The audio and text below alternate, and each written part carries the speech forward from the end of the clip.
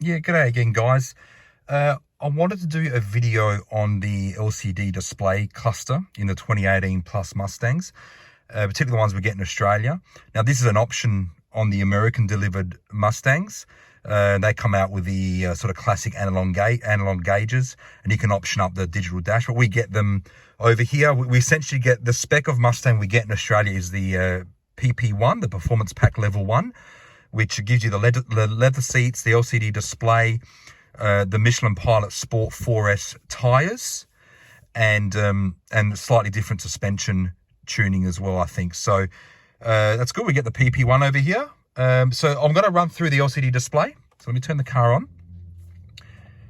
Now, let's tell me the bonnet's open. Okay. All right, so what you see there is your basic normal drive mode instrument cluster. Now, down here, you've got a drive mode button. You've got the mode button, which will cycle through, I'll show you here. So it cycles through normal, with a little car there above the RPM.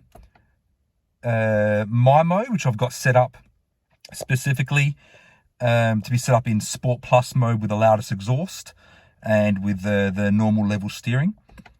And you've got Sport Plus mode, which is a default Sport Plus mode, which in this thing, what it does is it gives you the sport steering and it gives you the sports sounding exhaust.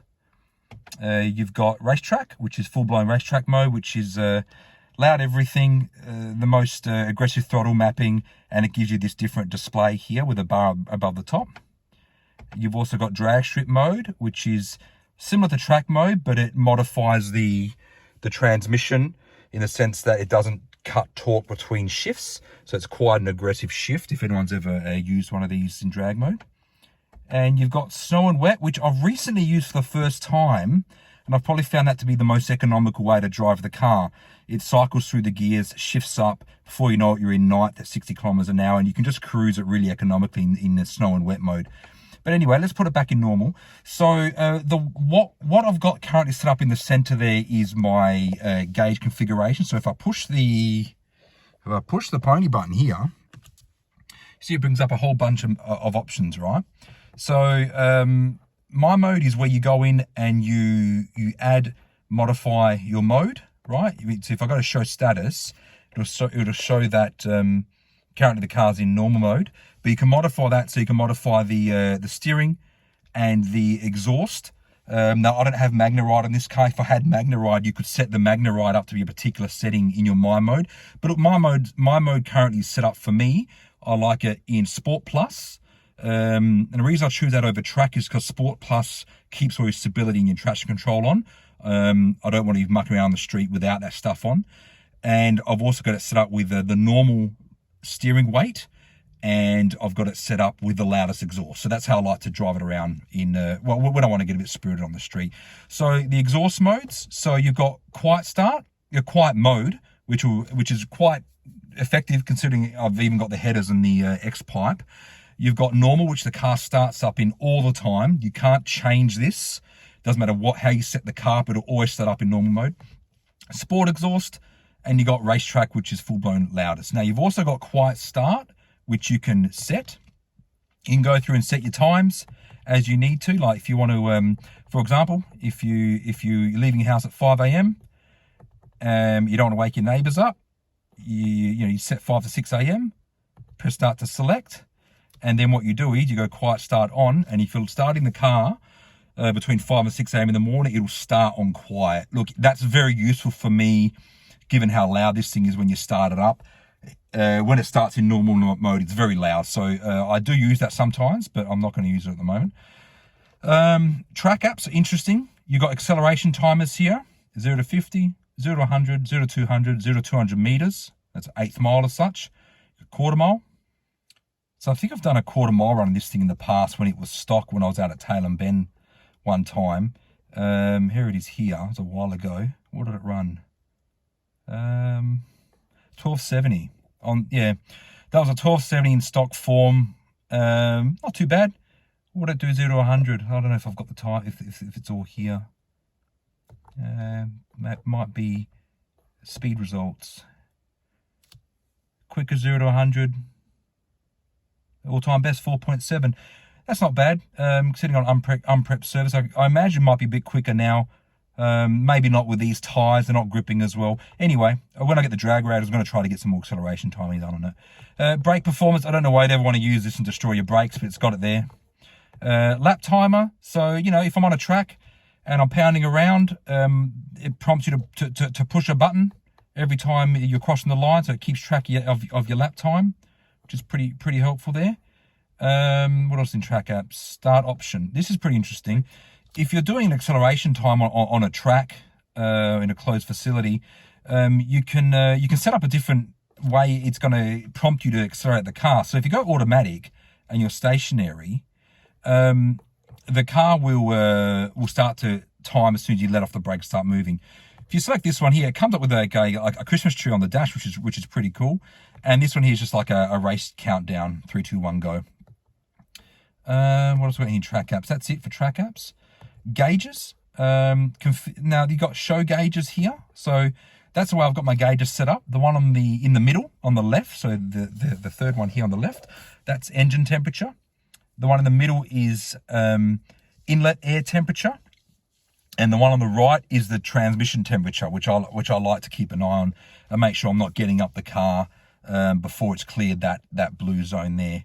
Now, these are configurable. So if I go to gauges, configure my gauges, I can select which ones I want to actually display there in the middle between the two dials. So currently I've got cylinder head temperature, air inlet and trans oil temperature. You can have air fuel ratio. You can have manifold vacuum and battery voltage. Unfortunately, the ones in the States, you get a lot more readings. You can get engine oil temperature and diff oil temperature. For some reason, we don't get those in the Australian delivered cars, but I know the actual sensors are installed in the vehicles, but for some reason, we don't actually have it available. You can probably get it done through some software. Now, if I just go back here, and if I cycle, if I cycle push up and down here, down will give me like sort of a digital readout of the car status. So I've got inlet air temperature, cylinder head temperature, air fuel ratios, vacuum battery voltage. That's pretty good. I like using that when I'm driving around to keep track of the inlet air temperatures when it's stationary and how they cool down. G-force meter, sort of useless, but it's there. What else have I got here? My color, you can modify the color of the gauge cluster. So currently I've got it set up to a nice blue that I've set up, but you can change that to red.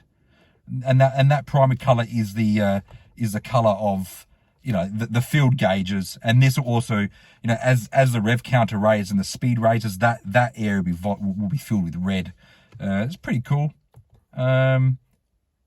Secondary color is obviously the perimeter of everything there. So I can change that to whatever I want. Let's say I want to go green. So that'll change that to green. So whatever combination you want. I like to set mine up in I think where do I have it? Blue. Yeah, white. I like that white. And I like the secondary color. I think my color 2, blue. No, my color 3, blue. Yeah, that's it. That's the way I like it set up. What else have you got in here? You've got cluster appearance. Now, as you change the drive mode, if you've got it set to change with drive modes, as you flick this mode selector here, it'll change the drive modes for you, like I showed before. So this is normal mode. This is Sport Plus, slightly different. And this is racetrack and drag. They both set up the same way. But what you can do is you can lock it into whatever configuration you want. So if I go back into the cluster appearance, I can lock it in normal, sport, or racetrack. So yeah, that way it'll be in this setting whenever you set it up. So what else is in here? Cluster appearance, that's it. So that's the pony button. That's everything that does. Now, if you go into the trip computer, there's a lot of interesting information here. So trip computer, tire pressure monitor, average speed of the vehicle, blank. Trip computer 1, that is from stock. I haven't reset it from factory. So there's the ignition hours, 327 hours, not always drive hours, but that's ignition hours. Average fuel usage for the entire 12,100 kilometers of the car. And there's obviously a trip 1 there of 2,090. That's clicked over from 10,000 Ks. Trip 2, that's recently reset from the last tank of fuel. that fuel usage will come down. That was idling a fair bit. And fuel economy, average fuel economy, tire pressure sensor. Now, if we go back in driver assistance, there's a whole bunch of settings for the vehicle. Auto engine off. You can set a timer if the car's running to turn it off. Pre-collision assist, it gives you warnings if you're veering from your lane or about to hit something. I have that off. I find it quite, I don't know, I don't like it. It hits the brakes for you sometimes. Cruise control settings, adaptive or normal. Adaptive will hit the brakes for you as you're approaching a car. I don't really like that. I like to control it myself, so I got it on normal. Driver alert systems, if you're changing lanes, if you're veering, is anything, you know, all those kind of things. Rear parking sensors, lane keep assist, tire pressure monitor system. Your wipers, how you want to set them up. Courtesy wipe, rain sensing. I have that all off. I like to be in control of what I'm doing here. That's it. And then you got advanced settings. Oh, speedometer. So you can change it to kilometers, miles an hour. Set the Ks, obviously. Advanced settings. Vehicle settings. Vehicle alarm settings. You know, if you know how the car locks as you exit. If it asks you to lock the car, this and that. Information chimes. I like the car to beep me as minimal as possible. Key thread, I don't know what that is. Lighting, headlamp delay. Yeah, if the lights stay on when you leave the car. All locks. How you set the locks up with the vehicle. If it auto locks. If I don't know what mislock is. Unlocking. Oil life reset. That's since my last oil change at 300 k's ago. That dwindles down depending how you drive the car. This is a warning for the tire mobility kit. It's only good for a certain period of time. It's in the boot. It's like a foam filler thing. These things don't come with a spare. So it gives you a warning to get that checked out. I think they're supposed to last 5 years. Windows, you know, if they open globally when you open the car. That was that. Display settings. Measure units. Liters per 100. This is the fuel usage. Miles per gallon, liters per 100. Temperature unit. Pretty straightforward. Celsius, Fahrenheit. Tire pressure. What units I want that in. Language of the vehicle. Yep. Yeah, so that covers the main items of the LCD display. Like, I find it really good. It's yeah, it's nice and clear. It's configurable. It's good quality, and I've had no issues with it. You know, it hasn't blanked out or gone black on me or anything like that. I've heard of some of them that have problems and they flicker, and you know, Ford will warrant that stuff anyway. But yeah, that's it, guys. I hope you enjoyed the video. Feel free to subscribe if you like the content, and yeah, look forward to the next one. Take it easy.